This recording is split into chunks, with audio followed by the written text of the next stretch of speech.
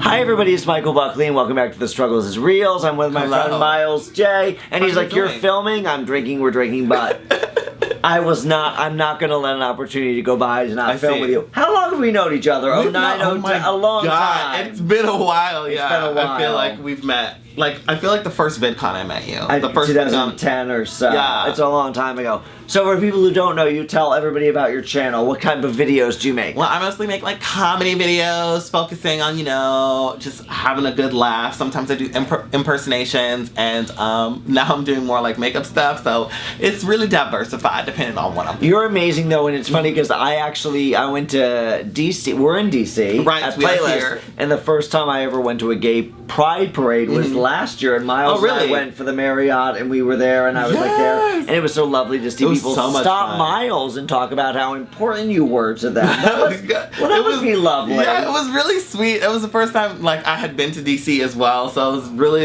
intense. I was not expecting that many people to come up and stop What's me. the one thing that people say to you, or what's the one comment you get that you're like, oh, thank God I do this because it matters? What do people say to you? I would say that when something that I've done has changed their mindset or affected their life some way positively, that they can make the switch to become more comfortable with themselves. Depending, it's mostly men who are want to take on feminine outfits, or just people who just want to be comfortable with themselves and in their own bodies. So getting those comments that I've uplifted them or gave them courage in some way is the best to me. It's interesting because I am 20 years old. I'm quite a bit older than you, but again, you have you've changed my opinion of things, because it's you meet someone, it's oh, they don't necessarily want to be transgendered or but they enjoy dressing, or they enjoy whatever, just and being who you I are. had never growing up it's funny how you don't want to classify someone or put them in a box. This is someone who it's they enjoy life, they're what so I appreciate you. Thank you. So on this channel I've been talking about my struggles and my obstacles and my whatever, and so how old are you now? I'm 23. 23. So in your 23 years, what has been your biggest obstacle or struggle, and how have you overcome it? Well, my biggest obstacle has probably been accepting, the way that I am, because a lot of people just don't get it, and they need labels. A lot of it's human nature to want to know what something is and give it a name. So that's why I've had a lot of trouble with that, and figuring out which gender, I guess you could say, I fit into most, or trying to be more masculine, and it just has never worked out for me, specifically relationships. So that's been my biggest issue, especially this year, getting over that hump of trying to decide what I should be for someone else, when it's always been just deciding for myself. So just being comfortable in my own body. So how have you gotten over that, or accepted that? I'm still working on it. Yeah, it's an everyday thing, because when you have good days and you have bad days. Yeah. What's a good day? What's a bad day? A good day is when you don't even realize that you're different. You're just. Oh, that's amazing. A good day is you don't realize you're different. And what's a bad day? A bad day is when you're completely aware and that people are staring at you, and you feel pressured by friends and people that you may alike, that into this box that you should fit in.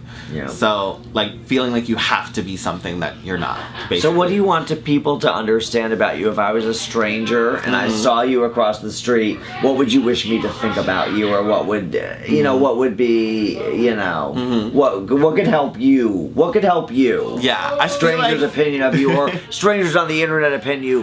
What could help you feel better? I feel in general, just I know it's really difficult, especially when you meet new people, and I understand that people are learning every day. Every day. Yeah, there's people who didn't receive education about gay people, or the right education, so it's still a learning process, and I'm very empathetic to that. So I don't get really upset when people don't understand, but it would be nice if when people reacted to me, it wasn't just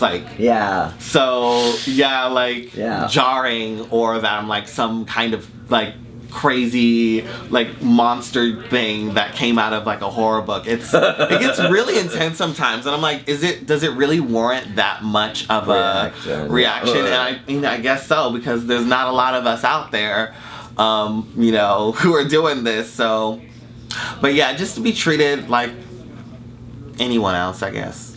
Well, you are loved. I mean, you are beloved, and I hope you. I want you to know. I mean, I know you. I'm your friend. I appreciate you. Thank you. The so internet much. appreciates you. Thank you, internet. So, you are so lovely. thank you for being yourself and for teaching us and for being. I hope you understand the value of you being you and how it impacts other people. It impacts me as a 41-year-old gay man who, if I had met you 10 years ago.